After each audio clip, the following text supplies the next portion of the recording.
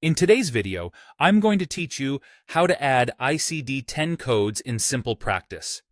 To get started, sign in and open the client you're working on from the Clients tab.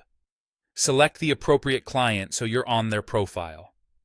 From the Client's Overview page, look for the New button, then choose Diagnosis and Treatment Plan. This is where you'll enter and manage the diagnosis information that will flow into your documentation and billing.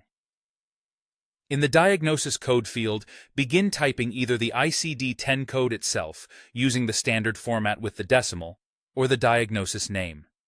As you type, SimplePractice will display a drop-down of matching results. Take a moment to review the options and select the most accurate code from that list. If you need to add more than one diagnosis, use the plus icon to add an additional ICD-10 code. Many clients have more than one clinically relevant diagnosis, so this can be useful for comprehensive documentation. Be sure the most relevant diagnosis appears first. That top entry will act as the primary diagnosis on your claims and superbills, which can affect how payers process the claim. If you're unsure which diagnosis should be primary, align it with the main reason for treatment or the condition that drives medical necessity. It's a good practice to double-check payer guidance or your documentation standards before finalizing this order. If a treatment plan is appropriate, you can fill it in while you're here. This is a helpful place to align goals and interventions with the diagnosis you just entered.